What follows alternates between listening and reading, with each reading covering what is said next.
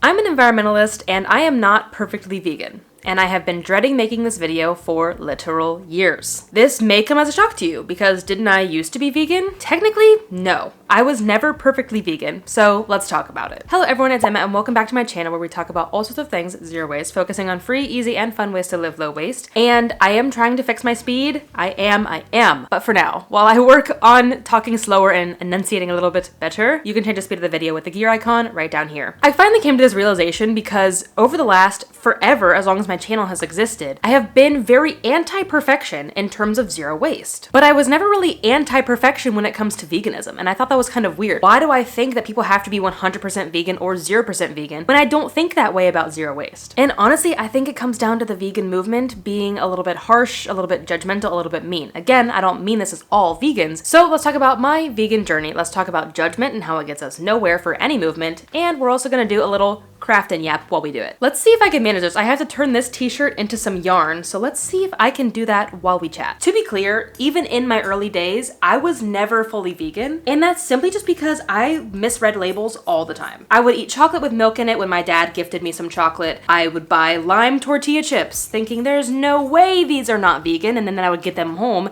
and find out that they had milk powder in them. I didn't want to throw these chocolates away. I didn't want to throw this bag of chips away and create food waste. Yeah, I suppose I could have given them away on my Buy Nothing group or what have you, but like I already purchased it with my own money. It's already in my home. Why not eat it? Especially when it was totally an accident. I'm sure plenty of different vegans have different views on what to do in that situation, but that's what I have done all this time. And I also never quit buying wool socks. In fact, I started buying wool socks more in excess as I picked up hiking and backpacking as a hobby, because I have a condition that makes me more susceptible to cold injury than the average person, so I needed something that was really going to keep me safe. Anyway, so I went vegan for the planet. And a lot of those actions that I just talked about are also revolving around the planet. I choose wool over synthetics because it's better for the planet. I would eat that food waste instead of throw it away because it's better for the planet. So ultimately, that is where all of my actions stem from. Is this action good or bad for the planet? And of course, if there's secondary benefits, such as benefits for animals, benefits for humans, etc., that's great. Now, all that time, even though I was imperfectly vegan, I still used the vegan label. Why? Honestly, I think it was because of the judgment that I faced online. Not to mention, I never thought you had to be perfect because the definition of vegan, like the term, the veganism movement, is all about harm reduction. The movement itself does not say you have to be perfect to be part of this movement. Same for zero waste, which you can learn more about the definition of zero waste and the history of the movement in this video. Not only this, but it was also just far easier to explain to people that I was vegan. People understood what vegan meant. I'm technically vegan, but you know, if somebody accidentally gifts me something with eggs in it, I'm gonna eat that baked good because I don't want to throw it away. Nobody wants to hear that. So I just used vegan because it was the simplest terms, it made the most sense, and it was the easiest to explain my diet to restaurants, to friends, to families. So now that brings my story to about a year and a half ago. We had just moved into the RV. We did a summer in Washington. We were both separating from the Air Force, and we thought, you know, our RV needs some maintenance. We don't know how long it's going to be until we have this sort of free time again. Let's go spend the winter with our families in Ohio while we have a few months to spare. Not only is it very difficult to be vegan in Ohio, like even as an individual living in a vegan household, not impossible, but difficult, but it's even harder when the people in your life are unwilling to accommodate for your dietary restrictions. We've kind of had this problem our entire time being vegan, whether that be friends, coworkers, family members. We've always had somebody in our life, honestly until now, who was unwilling to accommodate for our diets. We finally live in a place now where people are so willing to accommodate. No questions asked. They don't give you hard feelings about it. They don't complain about how much it costs. They don't complain about how difficult it was to make something vegan. They just make it. And truly, that means so much. Backtracking to Ohio, we did not have that. There were some people in our life who would literally refuse to buy vegan swaps, and also people who were unwilling to even try when I cooked vegan food. I'm not saying that everybody has to drop everything and treat me like a king, right? But I am just saying that it is very nice to be accommodated for. And I get the argument that vegan food is expensive when you're buying a vegan burger with vegan cheese and vegan mayo and a vegan salad dressing, all this stuff. But if you just cook me chili with beans in it, that'll cost you about $4 for like 3 gallons of chili. There are ways to make a vegan meal very cheap, very easily, without having to change a whole lot of your routine. And that's basically how I cook at home and how I was trying to talk to these people about like making vegan food. Like, you don't have to buy me the fanciest vegan burgers on the market. I'm fine with just beans and some chili sauce. It really just shows that people care about you when they are willing to accommodate for whatever needs you have. So as often as we could, we stayed as vegan as possible. But if we went to somebody's house and they were offering salad and their salad had dairy in it, sorry, but I'm gonna eat the salad. Call me not strict enough about being vegan, but I would rather have a meal that has a sliver of dairy in it, that has a sliver of egg in it, than starve, than go hungry. Again, maybe I'm not dedicated enough, but this also comes back to me. I have chronic migraines. I have to eat regularly. I cannot skip a meal. I cannot, skip an entire day of eating. It will cause me to have a migraine that will last me days and days. I'm not willing to do that. Sorry. All that aside, we finally move out of Ohio. We moved to rural Minnesota for Dan's job. He worked at Voyageurs National Park. This was totally fine to be vegan at home, vegan in the RV. This was, again, a community with other vegans, people who were willing to accommodate for us. It was very, very nice. Except when we ate out in town. We had one town, it was an hour away from where we live, and there were, a handful of restaurants in town. And this was once again a situation where the restaurant barely had any vegetarian options, and even then the vegetarian option was like a salad with a side of fries. If their salad dressing had dairy in it, sorry, I'm not eating plain lettuce. So all that to say, this entire time I've been meat-free. I have not had meat. And truly in our home, we have been, I say 99% vegan at home. I saw this mayo a few months ago that I surely thought was vegan. It had such vegan labeling. Like, it was like vegan washed. Like greenwashing? It was like that. I thought it was vegan. It looked so vegan. So I bought it and I got home, boom, there's eggs in it. I'm still bad at reading labels. I'm trying to get better. But like in those situations, I'm gonna eat it. It's still in my fridge right now. So our home is meat-free and our home is as vegan as possible when I'm good at reading labels. California is relatively vegan friendly, but not our little town. Our little town is it's such a hippie town, but we still have such a hard time finding vegan options here. But ultimately, here, this community of people who are willing to make vegan food for us, it means so much. It shows that these people care. Of course, we show that we care in return to them by making food that accommodates for them. And so that also brings us to now, because, oops, I guess I kind of lied before. 2 animal products, I regularly bring them into my home. One is honey. I do buy local honey. I enjoy it. It is good for accommodating for local allergies and things of that nature. And also, I've started eating goat cheese. Now, why in the world would I start eating a random animal product out of nowhere? Well, my friend has her own goats. And I told her that I'm like her last stop, right? She makes so much goat milk and so much goat cheese that she often has excess and therefore waste. And instead of sending it to the landfill, I say, hey girl, if you're about to send it to the landfill, I will take it. I love cheese. I love to support local farmers, and I love to prevent food waste. So again, maybe call me not dedicated enough. I know this goat personally. I've met this goat. I know the farmer, the maker of the cheese. If I'm keeping that food out of the landfill,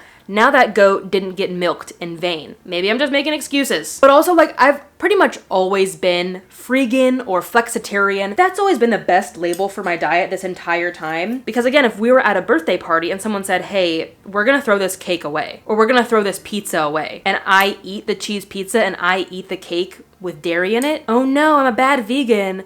But like, if the option is me eat it or it ends up in the landfill, why would I not eat it? If it ends up in the landfill, that animal was milked in vain, right? So maybe that makes me a bad vegan, but I think it at least makes me a good environmentalist. So now let's talk about perfection, because I have been ranting and rambling about this for years when it comes to zero waste. And honestly, I think I would love to see the same mindset in the vegan movement as well. I would rather see every single person on the planet be just a touch more eco-friendly today than they were yesterday than never try at all. In the same way for vegans, I would rather see everyone try one plant-based meal per week than never ever try because they're too scared of perfection. It has such a bigger impact when every single person tries to be eco, tries to be plant-based in an imperfect way than just, a couple hundred, a couple thousand people doing it absolutely perfectly. Truly, if you're like a hardcore vegan and you think that every single person who uses the vegan label is absolutely perfect, I think you're kind of fooling yourself. Because again, we're We're human. We make mistakes.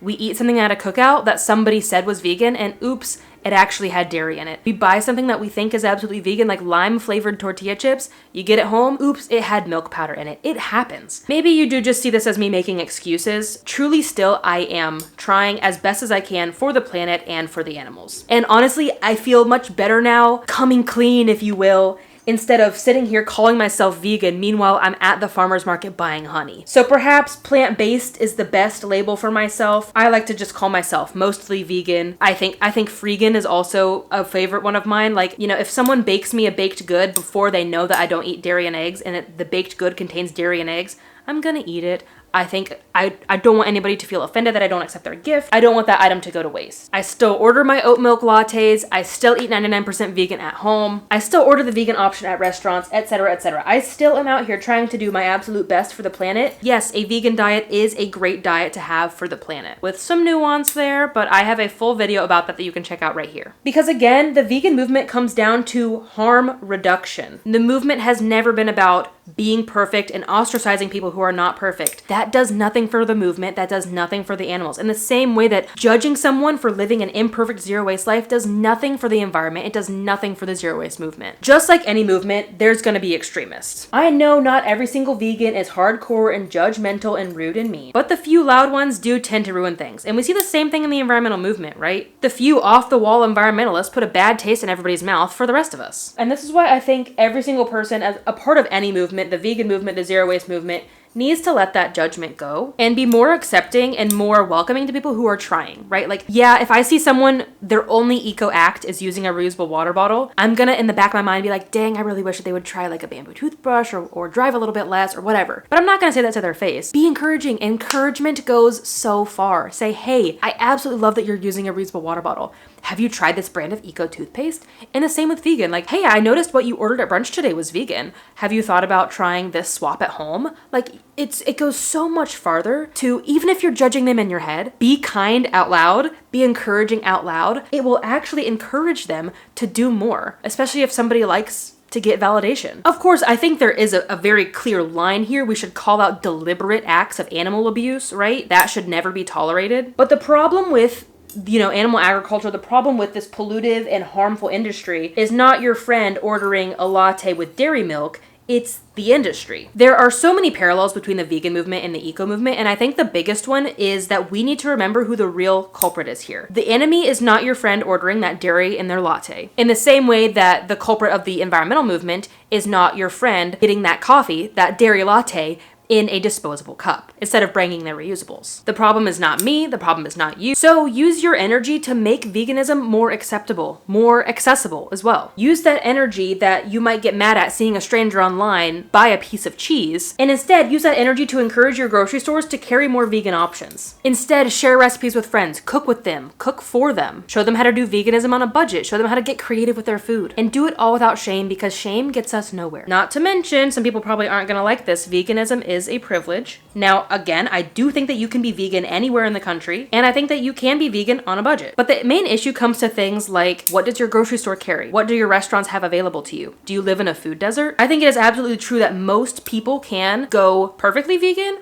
or at least go a little bit more plant-based than they were yesterday. Not everybody. Dietary restrictions also exist too. So you get the idea. I think it is far more possible than plenty of people think to go vegan, or at least just go a little bit more plant-based. Asking every single person on the globe to go perfectly vegan is an impossible ask. But I do think it is very possible that every single person on the planet go just a little bit more plant-based. In the same way that I'm not asking every single person on the planet to be perfectly zero waste, I'm asking every single person on the planet to just try a little bit, to be a little bit more sustainable than you were yesterday, and do the same thing day after day. So let's focus on that. 8 billion people cutting out one piece of meat every single day from their diet does so much more than the approximately 80 million people who call themselves vegan being perfectly vegan. And again, truly, I think more people would join the movement in the same way with zero waste. I think more people would join the movement if there was less judgment. Or even if they're not, physically being judged for it, without the guilt that comes from thinking that they're going to be judged because the movement is so harsh. Again, there are just so many overlaps here. I see the same exact thing with zero waste. I think so many more people would be willing to try to be a little bit more eco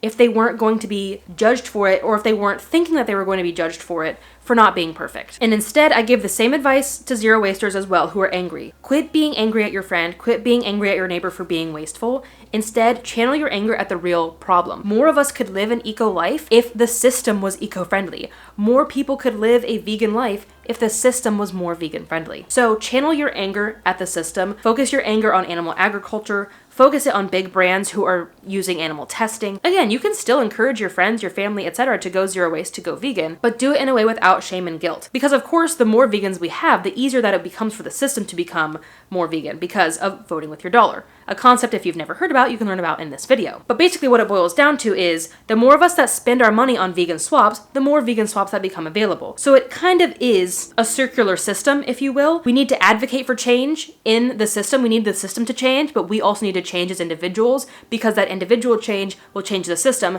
and that systemic change will change the individuals. It just goes around in a big loop. So we do need both, but ultimately we need to eliminate the judgment from the individuals. If you want to judge the companies, by all means.